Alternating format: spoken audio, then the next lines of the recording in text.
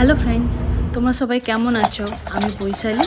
আমার নতুন একটি ব্লগে তোমাদেরকে অনেক অনেক স্বাগত।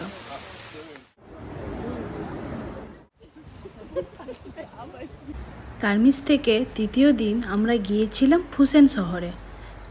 তো গার্মেন্টস থেকে ফুসেন যাওয়ার জন্য সকালে একটাই ডাইরেক্ট বাস থাকে, সেটা 9:40-এ।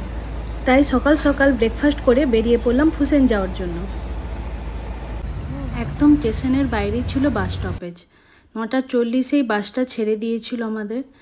তো ফুসেন যাওয়ার জন্য বাসে কিন্তু আলাদা করে কোনো টিকিট আমাদেরকে নিতে হয়নি। আমাদের কাছে ডয়চে লাইন টিকিট ছিল, তো ওইটাতেই ফুসেন যাওয়া যায়। গার্মেন্টস থেকে ফুসেন যাওয়ার জন্য আমাদের 2.5 ঘন্টার মতো সময় লাগতো, কিন্তু বাইরের দৃশ্যটা এত সুন্দর যে 2.5 ঘন্টা কিভাবে চলে গেল আমরা বুঝতেই পারলাম না।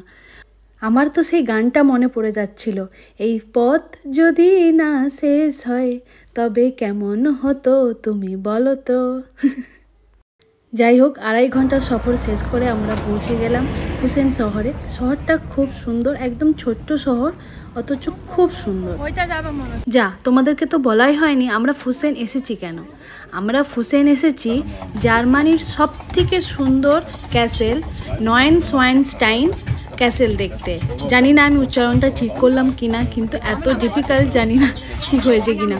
যাই হোক, এই ক্যাসেলটা কিন্তু জার্মানির সবথেকে সুন্দর ক্যাসেল। এই ক্যাসেলটা অনুকরণ করে ডিজনিল্যান্ডের ক্যাসেলগুলো তৈরি করা হয়েছিল। এই ক্যাসেলে যাওয়ার জন্য অনেকটাই কিন্তু পাহাড়ে উঠতে হয়। যাদের বাচ্চা আছে তাদের পক্ষে তো ওঠা সম্ভবই না, বয়স্ক মানুষরাও উঠতে পারবে না। তাই আমরা ঘোড়ার গাড়ি করে নিয়েছিলাম। ঘোড়ার গাড়ি পার হেড 8 ইউরো নিয়েছিল। বাচ্চাদেরও কিন্তু কোনো ছাড় ছিল না, সবার 8 ইউরো করে নিয়েছিল। এই উপর থেকে নিচের ভিউটা একবার দেখো, অসাধারণ। আমরা ওই লেকের ধার দিয়ে বাসে করে এসেছিলাম, ওখান থেকে আমরা ক্যাসেলটা দেখতে পাচ্ছিলাম। আর এখন সামনে থেকে দেখছি, অসাধারণ ক্যাসেলটা, দারুণ। ক্যাসেলের ভিউটাও দারুণ সুন্দর।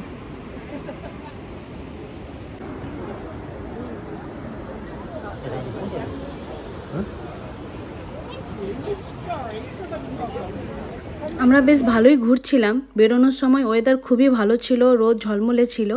হঠাৎ করেই বৃষ্টি চলে এলো উপরে। এত বৃষ্টি আমরা দাঁড়াতে পারছিলাম না। গেলাম উপরে তবুও একটু যে দেখবো ভালো করে, কিন্তু আর হলো না। প্রচণ্ড বৃষ্টি এসে গেল। তো আমরা ভাবলাম না, আর এখানে না থেকে চলো এবার নিচের দিকেই যাওয়া যায়, আর কিছু করার নেই।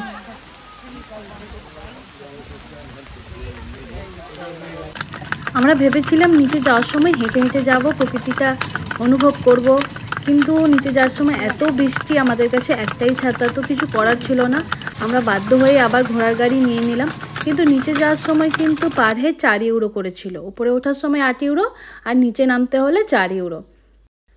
আমাদের নিচে এসে প্রচণ্ড খিদে লেগে গিয়েছিল, তাই আর এদিক ওদিক না তাকিয়ে খুঁজে নিলাম একটা রেস্টুরেন্ট, দিয়ে পেট ভরে লাঞ্চ করে আমরা বেরিয়ে পড়লাম আমাদের বাড়ির উদ্দেশ্যে। এখানে তিনি একটু খেলছে হাঁসের সাথে, ওর আর কি, ওর একটু খেলা হলেই হলো।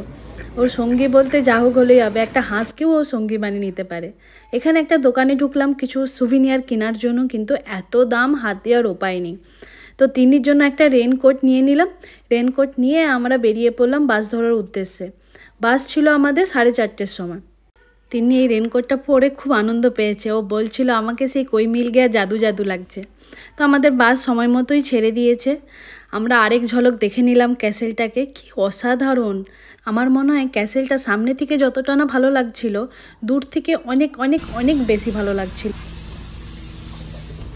গার্মেন্টস থেকে ফুসেন আসার সময় ডাইরেক্ট বাস থাকলেও যাওয়ার সময় কিন্তু কোনো ডাইরেক্ট বাস ছিল না, তাই আমাদেরকে বাস চেঞ্জ করতে হলো।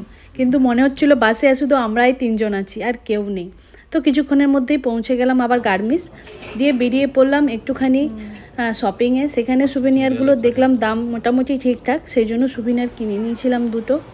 তারপর মার্কেট চত্বরে একটু ঘুরতে ঘুরতেই দেখতে পেলাম ছোট ছোট স্ট্রবেরি হয়ে আছে। কি কিউট স্ট্রবেরিগুলো লাগছে। এগুলো হয়তো ছোট ছোট পাহাড়ি স্ট্রবেরি হতে পারে। এই দেখো, এই সুভিনিয়ারগুলো আমরা কিনে নিয়েছিলাম, খুব সুন্দর 2টো সুভিনিয়ার। আর সারা রাত ওয়েদার এখানের এরকমই ছিল, বৃষ্টি আর বৃষ্টি। যাই হোক, তোমাদের ব্লগটা ভালো লাগলে প্লিজ লাইক কমেন্ট শেয়ার করো। আবার দেখা হবে নেক্সট ব্লগে। Bye bye.